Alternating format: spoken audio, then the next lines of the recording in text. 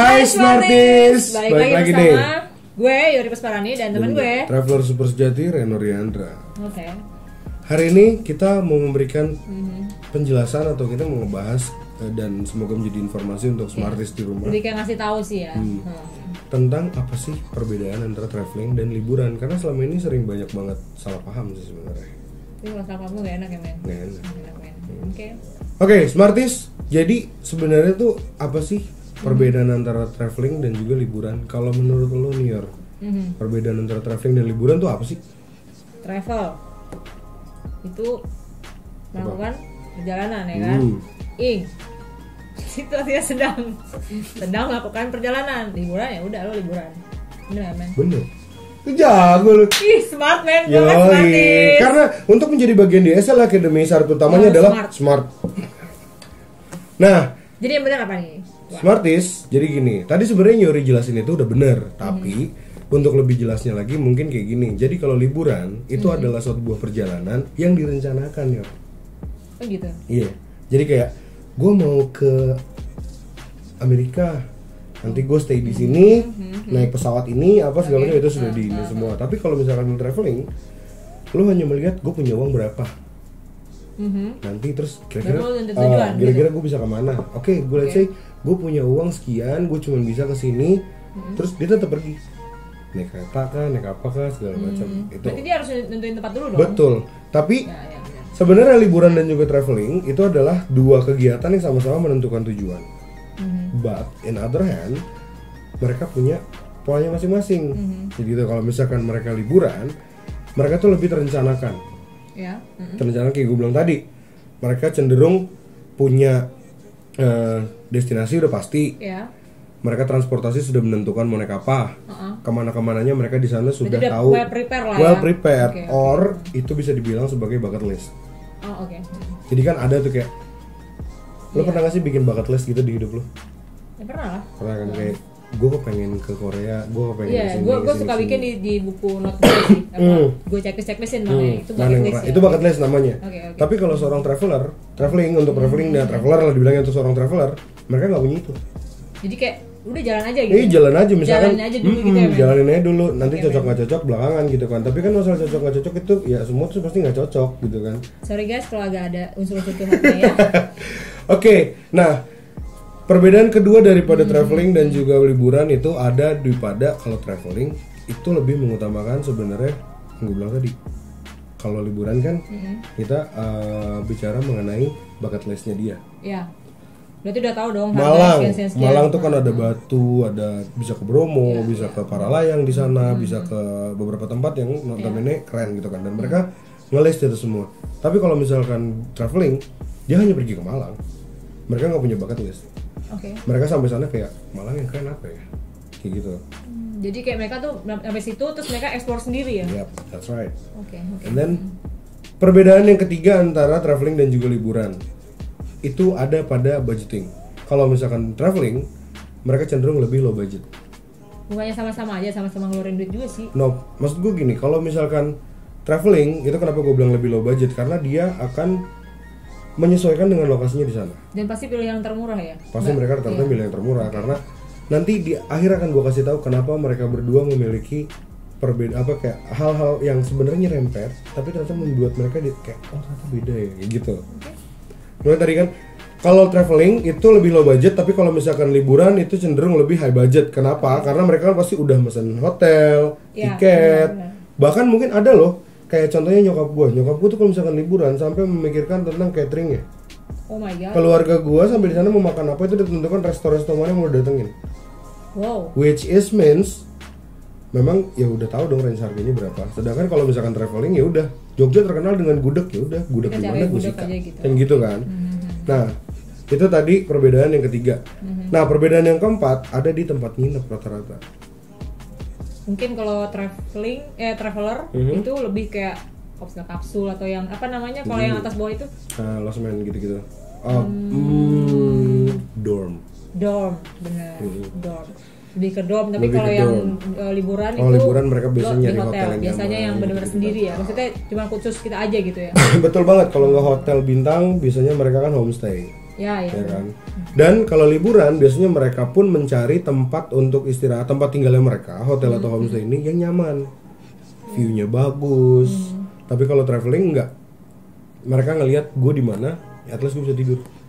Yang penting gue bisa tidur kayak gitu. Mereka cuma mikirin gue mau liburan nih, gue cuma butuh tidur, sisanya gue mau explore. Betul banget. Bener, ya? Nah, perbedaan selanjutnya itu ada pada cara mereka berangkat ke tempat tujuannya. Perjalanannya.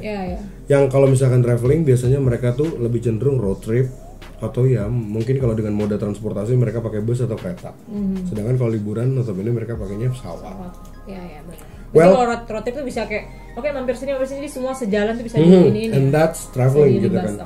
But somehow sebenarnya road trip dan juga naik pesawat ini antara liburan dan traveling sebenarnya bisa aja sih, ya sih. Tergantung tujuan ya. Kan kalau promo pesawat promo tiket pesawat lagi banyak, ya kenapa gue harus jalan lama kalau gue bisa cepat kan gitu kan. Ini adalah, gue bilang tadi akan ada hal-hal yang nyerempet sebenarnya, tapi nanti akan ada yang benar-benar membedakan gitu kan. Oke, next perbedaan yang selanjutnya ada di momen. Kalau traveling tuh mereka mencari momen, tapi kalau liburan mereka lagi nyari foto.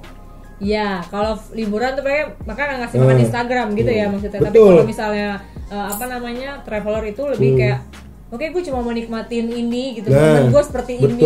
Betul banget, Yor. Kayak gini. Well, Smarties, FYI. Jadi Yori ini selain dia adalah seorang smart packer, tapi dia juga ratu konten. Betul banget, guys. Kalian bisa cek Instagramnya di @tokyori_. Di situ kalian bisa tahu tipikal apakah Yori itu seorang traveler atau seorang liburan. Seorang liburan. Seorang apa ya? Ya lebih memilih untuk liburan yang terplanning gitu kan. Tapi kalau lo cek Instagram gua, beda. Gua traveler super sejati, men. Semua orang punya tesnya ya. Jadi lo nggak bisa Itu jatuh lagi. underestimate orang gitu loh. Orang ini enggak. Gitu. Judge. Oh iya, judge. I'm sorry. Oke, next. Perbedaan selanjutnya, ketika lo traveling ini cenderung mereka in a small group. Iya sih. Tapi kalau misalkan mereka liburan, mereka large group. Dan biasanya bawa koper. Dan apa? Kalau traveling small group biasanya mereka mendadak. Contohnya apa? Kayak gue sering banget mendadak ngajak teman gue, kesini yuk, and then beberapa yang mau ya udah jalan gitu kan. Tapi kalau liburan biasanya mereka mereka memplanning itu sampai berapa yang berangkat, per orang bayar berapa. Naik apa naik itu. Nah, kita masuk ke perbedaan selanjutnya. Perbedaan selanjutnya ini agak sedikit sensitif sebenarnya karena ketika traveling itu biasanya cenderung kita pengen kontemplasi, nenangin diri. Itu kan karena gue sempat baca di satu artikel tapi gue lupa artikelnya bahwa traveling itu ternyata bisa membuat kita kayak nge-touch your heart gak sih kayak let's say gitu. Kalau bahasa milenialnya nyembuhin luka diri lah gitu kan. Yoi gitu lagi kayak. Iya, lo ini banget sih bahasa lo. Iya, gitulah. Oke guys, berarti menenangkan diri ya. Tapi dan ketika lo liburan, lo cenderung lebih untuk have fun. Lo having fun sama teman-teman, kayak living the moment sama teman-teman. Mungkin udah lama gak ketemu, terus lo membutuhkan sebuah liburan, akhirnya dapat momen liburan bareng, and that's it gitu kan. Apalagi zaman sekarang kan orang pada story kan, atau misalnya kayak TikTok ya, terus kayak abadikan segala macam yang lo lagi di mana. Beda kalau misalnya traveling tuh mereka lebih menenangkan diri karena mungkin ya bisa aja ketika mereka traveling in a small group gitu ya. Mereka adalah broken heart club, ya kan? Cuman bertiga, cuman berempat dan mereka kontemplasi. Bisa. But in the end menjadi permasalahannya adalah apakah kalian sudah menerapkan smart traveling atau tidak kan gitu kan. Betul banget gitu kan. Lalu ini adalah yang gue bilang tadi ya. In the end akan ada dua jalan yang memisahkan antara liburan dan traveling.